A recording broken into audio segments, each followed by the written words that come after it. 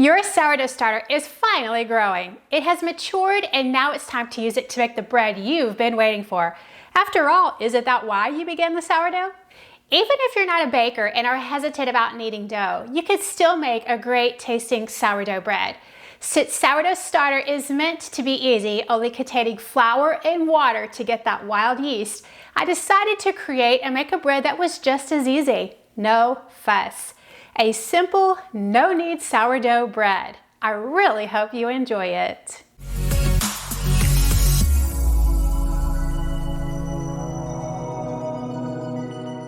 I've been working with sourdough starters for a while now. Rye, potato, and now regular flour. To be honest, I don't keep them. I use them for a bit, make bread, and use a discard in recipes.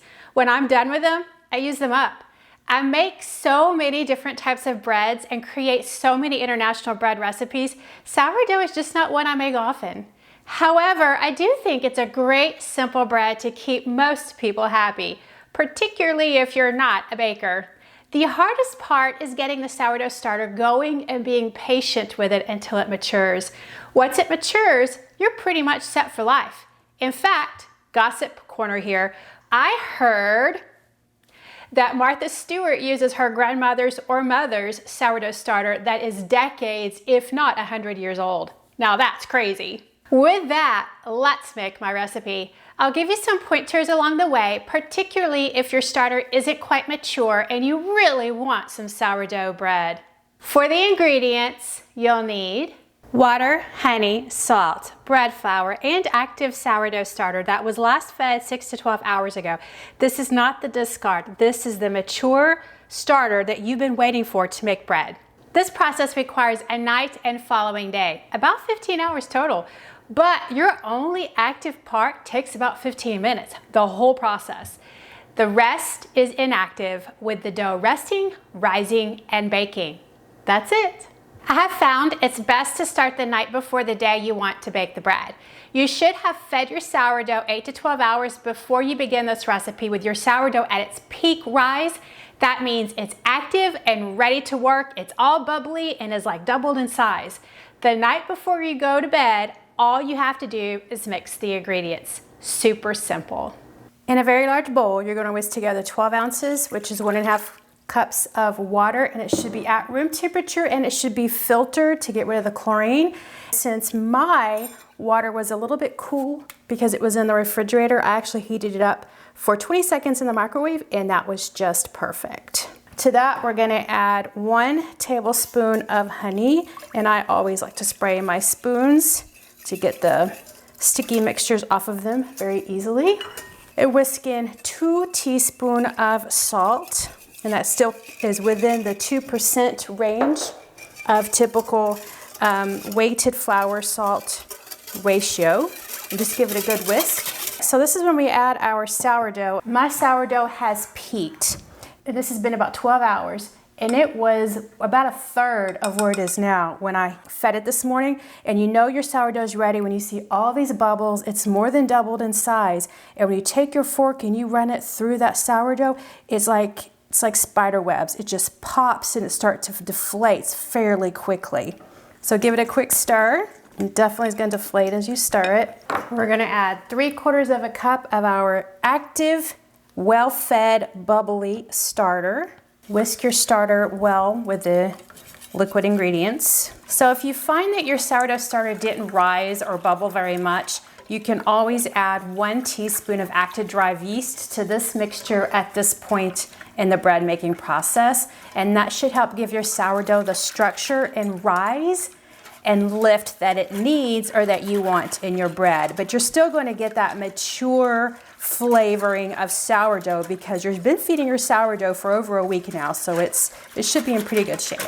We're going to whisk in 240 grams of bread flour. I have 480 grams, and that's 4 cups measured out already. So I'm just going to eyeball it. We're just going to pour in about half and just make sure it gets mixed in really well, and then we'll stir in the remaining flour. Okay, the mixture is thick enough now I can move to the spatula and just stir in the rest of the flour. And that's it for our prep. The hardest, most time-consuming part of this process is done. So you want to give a little bit of oil to the top of your dough. You could use a spray or just grease it with just regular oil is fine. Any kind of oil would be fine, because we want to make sure it doesn't crust over and get dry while it's rising overnight.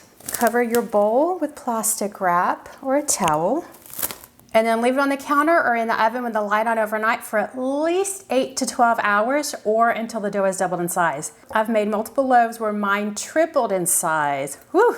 If your environment is cool, it may take a little longer. I find leaving it in the oven with an incandescent light bulb on works wonderfully. Check out how our dough fared overnight.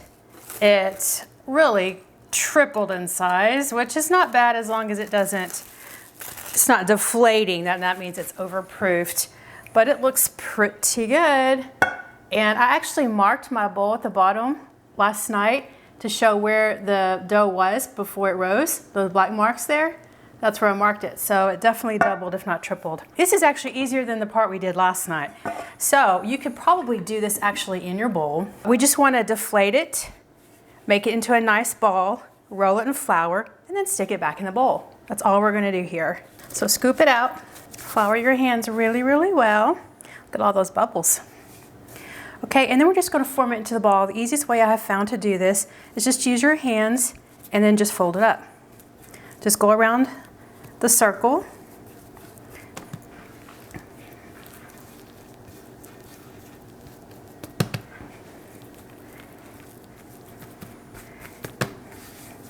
Now it's looking like a nice shaped dough here. Again, we're not kneading this. This is just shaping it into a ball. In fact, like I said, you could probably just do this in the bowl itself. Make sure you get lots of flour all around it. We want it covered in flour.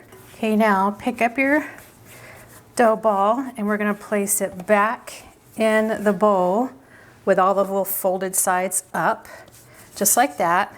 Make sure it's floured well. Cover your dough with plastic wrap and then set it back in a nice warm area as you did before for another 2 to 3 hours or until it has doubled in size. Our dough is rising well.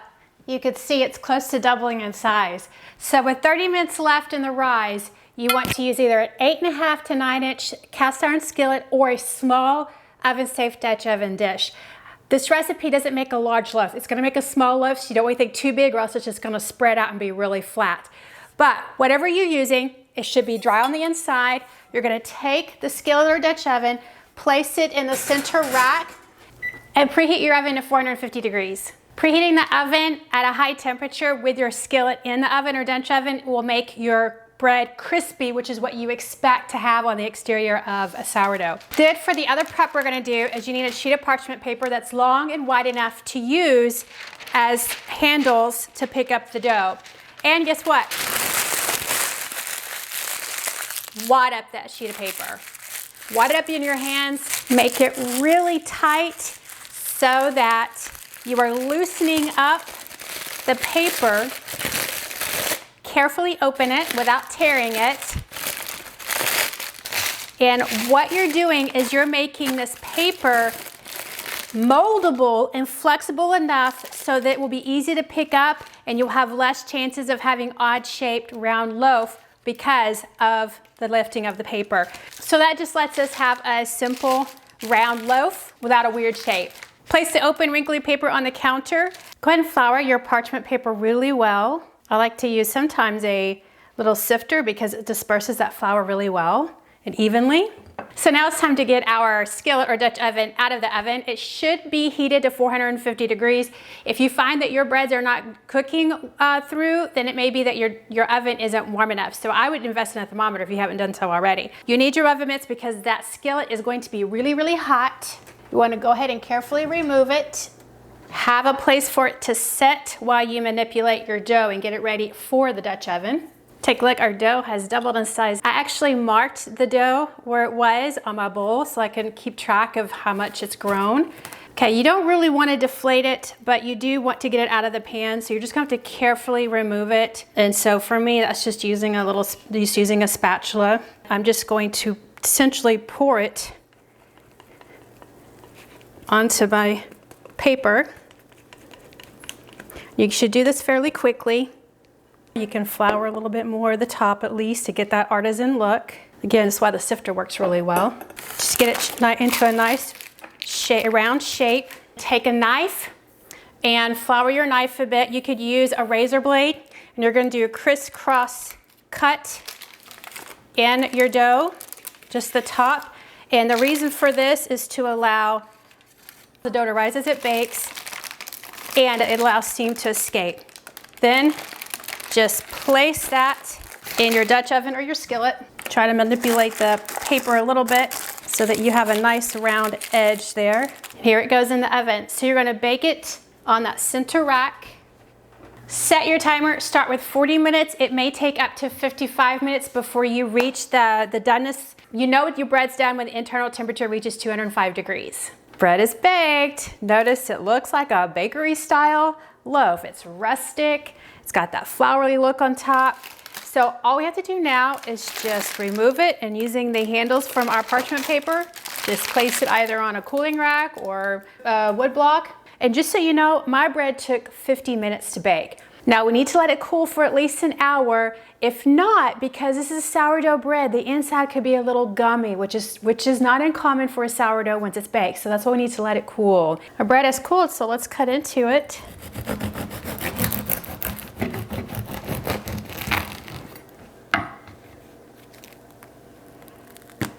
Look at that inside. Yep, looks like a sourdough bread. Yep, I loved seeing some bigger holes in that. It's gonna be a dense bread. When I created this recipe, I wanted one that produced a small loaf of bread, since this bread should be eaten quickly and you have lots of sourdough coming your way, right? So you're gonna have to make more bread pretty soon. I would describe this recipe as a sourdough loaf bread that resembles ciabatta bread in size. Looking at the texture, again, it's got all the holes, pretty dense. Just tear into it. Nice looking bread. Be sure to use your sourdough discard to make some fantastic recipes. Check out my mini sourdough discard recipes linked below.